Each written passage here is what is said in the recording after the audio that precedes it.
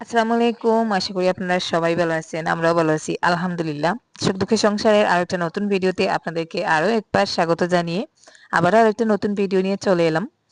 সকাল, সকাল চলে আসছি আমার সবজি বাগানে। তো দেখুন মাশাআল্লাহ ওই যে সেদিন ধনিয়ার বীজ লাগিয়েছিলাম। তো ওই অসময়ে ধনিয়া অতটা ভালো হবে আমি ভাবি নাই যখন বীজগুলো লাগিয়েছিলাম। মাশাআল্লাহ দেখুন ২-৩ টা জুড়িতে খুব সুন্দরভাবে ধনিয়ার গাছগুলো উঠছে। তবে একটা সমস্যা এখানে দেখুন এই ২ টাতে গাছ উঠে নাই, আবার ওই ২ টাতে উঠছে। তো এটা কেন হলো আমি সত্যি জানি না। ৩ টাতে খুব সুন্দরভাবে উঠছে, আবার ৩ টাতে উঠে নাই।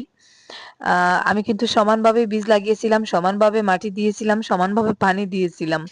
গাছ একই কিন্তু ফল ভিন্ন হলো কেন আল্লাহই জানেন। তো আমার ছাগলটা ছাড়তে হবে। সকাল ৮:৩০ টার মতন বেজে গেছে। ৭:৩০ ৮টার দিকে প্রতিদিন ছাড়া হয়। আজকে অলরেডি ৮ টার উপরে। তো ছাগলটা মনে হয় অপেক্ষা করতেছে বের হওয়ার জন্য। এই যে বেরিয়ে গেল। একটা, একটা করে আমার ছাগলটা ৪ টা বাচ্চা দিল, কিন্তু শেষমেষ ও একা। ওর সাথে একটাও বাচ্চা নেই। ওইদিকে ওই যে সেদিন লাইয়ের বীজগুলো আমি বের করে রাখছিলাম। ওটা শুকিয়ে রাখছিলাম ২-৩ দিন। তো শেষ মুহূর্তে আরো একদিন শুকিয়ে নেই। ভালো করে আজকের পুরো দিনটা রোদে শুকাবো। তারপরে কোনো একটা কৌটোতে ভরে রেখে দিব। সামনের বছর আ বীজ হিসাবে আরকি লাগানোর জন্য। আর সেই সাথে কিছুটা বীজ দিয়ে মাঝে মধ্যে চাইলে ভর্তা করেও খাওয়া যাবে। আজকে খুব তাড়াহুড়োর মধ্যে কাজগুলো সেরে নিচ্ছি। কারণ আমাদের আজকে এক জায়গায় যাওয়ার আছে। তারপরে আবার প্রায় ২-৩ ঘন্টা সময় অন্য একটা কাজ করার আছে। তো কি কাজ সেটা তো অবশ্যই আপনারা বুঝে গেছেন। আ গতকালকে আমি ছোট একটা ভিডিও শেয়ার করেছিলাম হেল্পের বিষয়ে। যদিও আপনাদের হয়তো অনেকের খারাপ লাগতেছে যে একটানা আমি হেল্পের ভিডিও দিয়েই যাচ্ছি, কিন্তু কি করব আমিও পরিস্থিতির শিকার। আমি ন্যাচারালি ওই ধরনের ভিডিও করি না। আর এখানে আমার কোনো পার্সোনাল স্বার্থ নেই। বরং আমার আরো সময় লস হয়। সেই সাথে অনেক সময় আমার নিজের গাড়ি ভাড়া দিয়ে ওই জিনিসগুলো বা ওই টাকাগুলো ওদের কাছে পৌঁছে দিতে হয়। যদিও আমি হেল্পের বিষয়ে ভিডিও করি না, হয়তো আমার পার্সোনালি ২-১ বার করছি আমার নিজের সমস্যার কারণে, বা আমার বোনের সমস্যার কারণে একবার করেছিলাম ১-২ বার। তো বর্তমানে আমার নিজের বোনও সেরকম কন্ডিশনে আছেন। আমার বোনের হাসব্যান্ড মানে জুবাইরের বাবা, উনি আবারও অসুস্থ। উনাকে নিয়ে অনেক খারাপ সিচুয়েশন এর মধ্যে দিয়ে যাওয়া হচ্ছে।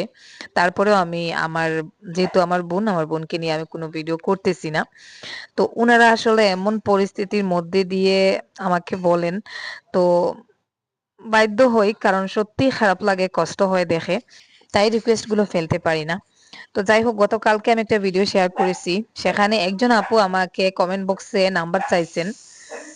যে আপু তাদের অ্যাকাউন্ট, সরি তোমার অ্যাকাউন্ট নাম্বারটা দাও। আসলে কমেন্ট বক্সে ওভাবে অ্যাকাউন্ট নাম্বার দেওয়া যায় না। আমি যদি দেইও তাহলে YouTube সেটা হাইড করে দিবে।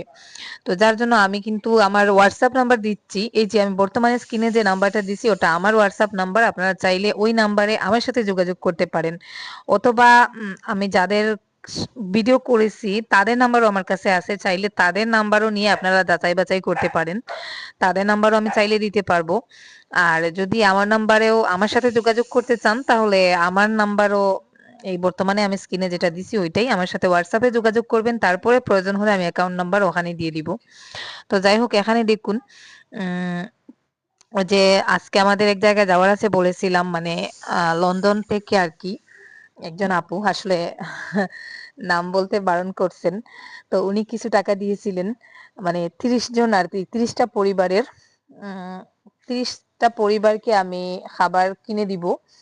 তো সেই অ্যামাউন্ট হিসাব করে আমার যেটুকু হয়েছে সেইটুকুই আরকি আমি এখানে কিনছি। আর আরো ২ জনের কিছু টাকা আমার কাছে আসছিল। তো ওই টাকা থেকে আরো আ ২০ টা, ৩০ টা ওই আপুর আর আরো ২০ টা প্যাকেট আজকে এখানে করা হচ্ছে।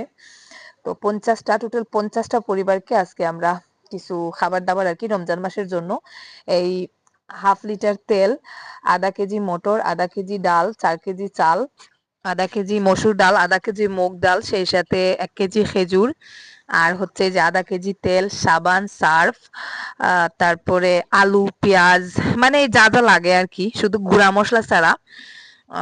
১ কেজি আলু, ১ কেজি পেঁয়াজ।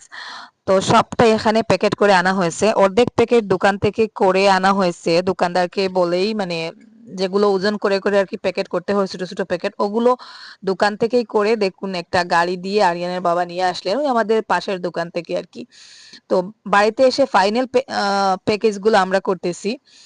এই যে বড় বড় যেগুলো আর কি, একটা প্যাকেটের মধ্যে একটা তেল, একটা লবণ, একটা আলুর প্যাকেট, একটা ডাল, একটা ছোলা, একটা মটর, মানে যা যা লাগবে আর কি ওগুলো আমরা করতেছি।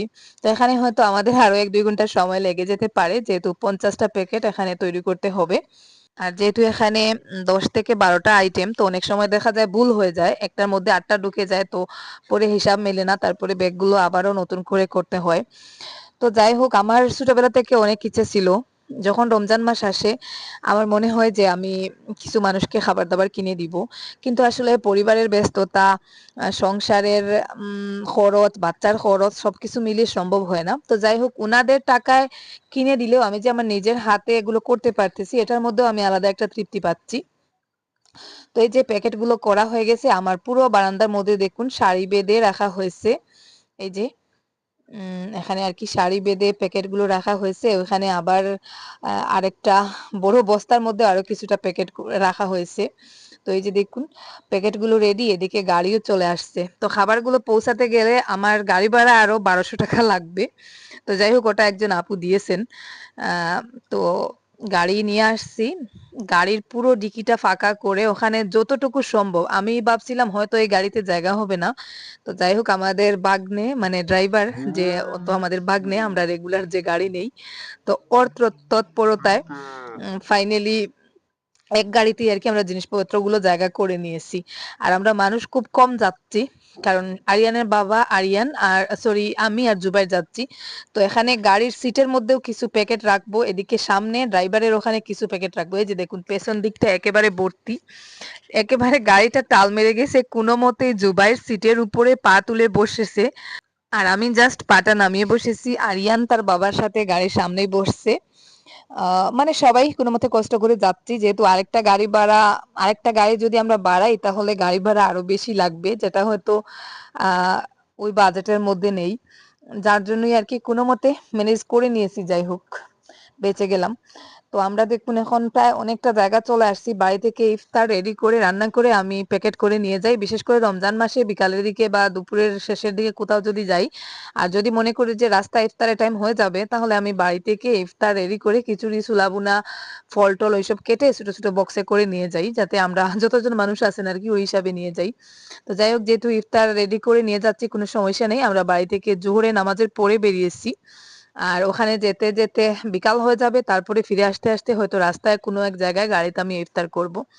তো আমরা ওই এলাকার মধ্যে প্রায় চলেই আসছি, দেখতেই পাচ্ছেন এই যে বাঙ্গা বাড়িঘর, তারপরে গাছ কাটা দেখতেই পাচ্ছেন, দেখা যাচ্ছে।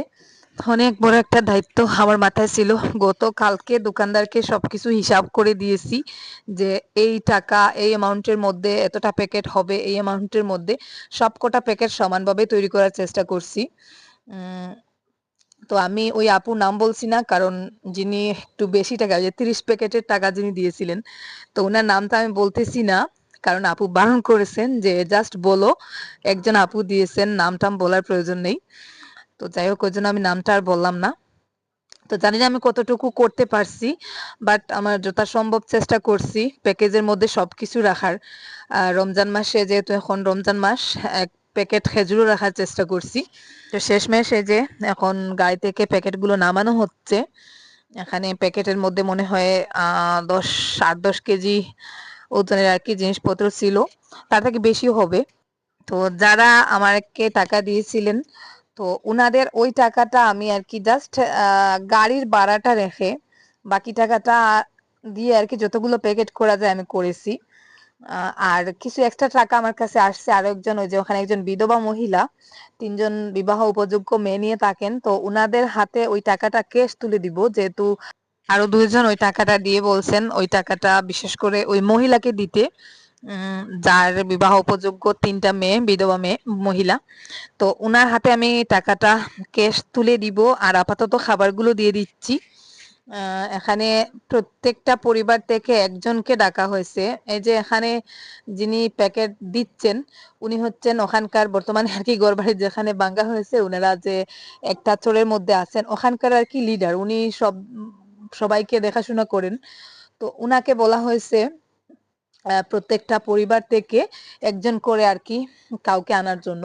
তো উনি দেখে দেখে দিচ্ছেন কোন পরিবার থেকে কে আসছে, আর আমরা জাস্ট বেছে বের করে করে দিচ্ছি, কারণ আমরা তো আর চিনি না কোন পরিবারের কয়জন আছেন বা না আছেন। ছোটবেলা থেকে মানুষকে সাহায্য করার প্রবণতাটা আমার মধ্যে খুব বেশি ছিল, তবে ওই মুহূর্তে আমার কাছে সেরকম কোনো ক্ষমতা ছিল না। বাড়িতে ভিখারি আসলে মায়ের আড়ালে লুকিয়ে ভিখারিকে কিছু চাল দিতাম, ওইটুকুই আমার সামর্থ্য ছিল। তখন মনে মনে ভাবতাম বড় হয়ে গেলে হয়তো নিজে ইনকাম করব, তখন আমার ইচ্ছা মতো মানুষকে সাহায্য করতে পারবো, কিন্তু এখনো পারি না, কারণ সংসারের খরচ সামলাতে সামলাতে নিজের শখ আহ্লাদ গুলোই দেখা যায় পেছনে পড়ে যায়। তো প্রত্যেক বছর রমজান মাস এলে মনে হয়, আমার মন খুব টানে যে কয়েকটা পরিবারকে অন্তত কিছু চাল ডাল খরচপাতি কিনে দেই, তবে সব সময় সম্ভব হয় না। তো যাই হোক, আমাকে হবিবা আপু আর আরো একজন আপু কিছু টাকা দিয়েছিলেন, ওইটা আমি পার্সোনালি আপুদের মানে টাকাটা দেওয়ার সময় আমি ভিডিও করেছিলাম। পার্সোনালি ভিডিওটা আমি ওনাদের হোয়াটসঅ্যাপে সেন্ড করব, অবশ্যই আপনারা আপুরা হয়তো ভিডিও দেখতেছেন, আমি হোয়াটসঅ্যাপে সেন্ড করব, কারণ মোটামুটি একটা অ্যামাউন্টের টাকা ছিল, যেটা আমি এখানে সরাসরি ক্যামেরার সামনে টাকাটা ওনাদের ভাঙ্গা ঘর দেখতে পাচ্ছেন। তো কত টাকা দিছি সেটা আমার মনে হয় যারা টাকা দিছেন তাদেরকে প্রমাণটা দিয়ে দিলেই হবে, কারণ প্রকাশ্যে এভাবে টাকাটা আমি এখানে দেখাতেও চাইনি। আর একজন আপু বারণও করেছিলেন ভিডিওতে না দেখানোর জন্য, যার জন্য যেহেতু আমি দুইটা টাকা একসাথেই দিয়েছি, আমি পার্সোনালি হোয়াটসঅ্যাপে আমি ভিডিওগুলো সেন্ড করে দিব। আমি টাকাটা যখন হাতে দিয়েছি কথা বলছি তখন আমি ভিডিও করে রাখছি। আর ওই যে বিধবা আন্টিকে টাকা দেওয়ার সময় মানে ওখানকার যিনি দেখাশোনা করেন উনার ওয়াইফ আমাকে রিকোয়েস্ট করলেন যে ওই যে মহিলা দেখতে পাচ্ছেন সামনে, উনার নাকি কিডনিতে পাথর, মানে ডাক্তার অপারেশন করার জন্য বলছে, যখন ব্যথা উঠে তখন নাকি উনি খুব কান্না চেঁচামেচি চিৎকার করেন, খুব ব্যথা হয়। আর আগে উনি কাজ বাজ করে কোনো মতে বাচ্চা টাচ্চা গুলো আর কি সামলাতেন, উনিও একেবারে বোকা শোকা মানুষ, তারপরে আবার একটু বাক প্রতিবন্ধীও মনে হয়, কানেও কম শুনেন। উনার মেয়েগুলো ঠিক উনার মতন একেবারে, মানে এটা আসলে বলা যায় না, তবে আপনাদেরকে আর কি বোঝানোর জন্য জাস্ট বলতেছি, ঠিক উনার মতন উনার মেয়েগুলো বোকাশোকা ওইরকমই আর কি। আমি যেটা দেখছি মনে হয় কেমন একটা প্রতিবন্ধী টাইপের। আর ওই যে একটা ছেলে দেখতে পাচ্ছেন, ছেলেটা মাশাল্লাহ অনেক সুন্দর, ছোট একটা ছেলে, ওনার হাজবেন্ড নেই। উনি কোনো মতে আগে কাজ টাজ করে আর কি বাচ্চা টাচ্চা পালতেন, যেহেতু উনার হাজবেন্ডের ছোট একটা বাড়ি ছিল, এখন আপাতত ওই বাড়িটাও নেই, উনি আপাতত নদীর বুকেই আশ্রয় নিয়েছেন। আর ওই যে অসুখটার কারণে উনি কাজ বাজও করতে পারেন না, তো মানুষের সাহায্যের উপরে এই ভিক্ষার মতন করে আর কি উনি চলাফেরা করেন, চিকিৎসা তো করতেই পারতেছেন না। তো যার জন্য আর কি ওনারা ওখানকার আশেপাশের প্রতিবেশী যারা ওনারা রিকোয়েস্ট করলেন আমাকে যে আমি যে টাকাগুলো আরেকজন মহিলাকে দিচ্ছি ওখান থেকে কিছু টাকা ওনাকে দিতে, না হয় ওনার জন্য একটু কিছু করে দিতে, মানে ওরকম কিছু একটা হেল্প নিয়ে দিতে। তো যেহেতু ওই টাকাটা ওই মহিলার উদ্দেশ্যেই ওই আপু দুইজন দিয়েছেন, তাই আমার মানে ওই মুহূর্তে মনে হলো না যে ওই টাকাটা থেকে উনাকে দিতে। তো আমি আমার পার্সোনাল আহ সামান্য কিছু টাকা ছিল আমার কাছে, ওখান থেকে আর কি আমার সাধ্য মতো, কারণ আমার নিজের অবস্থা আপনারা জানেন, আমি অতটাও কিছু না, আমি আগে 500 টাকা দিয়েছিলাম, পরে আরো 500 টাকা দিলাম, কারণ আমি যে ভিডিওটা করতেছি ওটা থেকে জানি না আদৌ ওনারা হয়তো আমাকে আশা করে বলছেন, বাট আমি যেহেতু পরপর প্রায় 2-3টা হেল্পের ভিডিও করতেছি এটা নিয়ে, তো কতটুকু ওনারা পাবেন জানি না, তবে যেটা ওনাদের ভাগ্য আছে, ভাগ্যে থাকলে অবশ্যই পাবেন। তো আমি আমার তরফ থেকে সামান্য একটু হেল্প করলাম। আর ওনাদের গড়গুলো তো দেখতেই পাচ্ছেন, 3টা মেয়ে, 3টাই মেয়ে মানে মুখের দিকে হা করে তাকিয়ে থাকে, কেমন জানি একটা মনে হয় আর কি। তো ওনার হাজবেন্ড নেই, হাজবেন্ড মারা গেছেন। তো যাই হোক, ওই জন্যই আর কি আমি গতকালকে মানে ওখানকার আশেপাশের যারা আছেন ওনারা বললেন যে এখানে যদি সাহায্য পাওয়ার হয় তাহলে সব থেকে বেশি হকদার হচ্ছে ওই মহিলা, কারণ ওই মহিলা সব থেকে বেশি অসহায়। বাকি যারা আছেন তাও মানে হয়তো নিজের শরীর শারীরিক দিক দিয়ে ঠিকঠাক আছেন, কোথাও কাজ করে খেতে পারবেন। তো উনাদের রিকোয়েস্টে আর কি আমি গতকালকে ওই ভিডিওটা শেয়ার করেছিলাম, ওনারা এত করে আমাকে রিকোয়েস্ট করছিলেন। তো আপনারা যদি হয়তো আপনাদেরও খারাপ লাগতেছে যে আপু অনবরত ভিডিও করে যাচ্ছে, শুধু হেল্পের ভিডিও হেল্পের ভিডিও, যার কারণে আমি ভিডিওগুলো থেকে রেসপন্সও কম পাচ্ছি। তো আপনাদের সাহায্য করতে হবে এমনটা না, সবার যে সাহায্য করতে হবে এমনটা না, তবে এরকম অনেক মানুষ আছেন যারা হয়তো সাহায্য করতে চান কিন্তু উপযুক্ত মানুষ পান না। তাদের উদ্দেশ্যে আমি ভিডিওটা আপলোড করলাম। যদি কারো ইচ্ছা হয়, ওদেরকে দেখে মায়া হয়, তাহলে যদি সাহায্য করতে পারেন। তো বাকিরা না হয় ভিডিওটা এনজয় করুন, দেখতে থাকুন। আমি যে ভিডিও দিছি তার মানে এই যে আপনাদেরকে টাকা দিতে হবে, কারণ সবার সবসময় ফাইন্যান্সিয়াল দিক দিয়ে সবার পক্ষে সম্ভব হয় না। যেমনটা আমারও ইচ্ছা আছে, কিন্তু সবসময় চাইলে অনেক কিছু করতে পারি না। তো যাই হোক, চাইলে ভিডিওটা আপনারা শেয়ার করে দিতে পারেন যদি উনাদের কাছে 2-4 টাকা আসে, আর ভিডিওতে একটা লাইক দিবেন। আর একান্ত যদি উনাদের জন্য সাহায্যের কোনো টাকা না আসে, তাহলে আমি মনে মনে নিয়ত করছি যে আমার এই ভিডিও থেকে আমি যে টাকাটা পাবো ওটা উনাদেরকে আমি উনাদের স্ক্যানারে পাঠিয়ে দিব। ফেরার পথে কি বিপদে পড়ছি দেখুন, আমাদের গাড়ির তেল শেষ হয়ে গেছে। আর এদিকে পেট্রোল পাম্পের অবস্থা দেখুন। যেহেতু বর্তমানে ওয়ার্ল্ডের মধ্যে একটা যুদ্ধ শুরু হওয়ার মতন অবস্থা, ইরান, তারপরে ইন্ডিয়া, আমেরিকা সবকিছুতে মানে এত হাহাকার একটা অবস্থা। ওই দিক থেকে ইন্ডিয়াতে তেল আসা বন্ধ হয়ে গেছে, আর তেলের হাহাকার শুরু হয়ে গেছে। গাড়ি চলাচল মনে হয় বন্ধ হয়ে যাবে। তো আমি ভাবতেছি এরকম করে আরো কিছুদিন চললে হয়তো ওই যে লকডাউনের মতন অবস্থা শুরু হয়ে যাবে। বর্তমানে অনেক খোঁজাখুঁজি করে একটা পেট্রোল পাম্পে আর কি আমরা আসছি তেল নেওয়ার জন্য। তেলটা না পেলে হয়তো আমরা বাড়ি পর্যন্ত আসতে পারতাম না।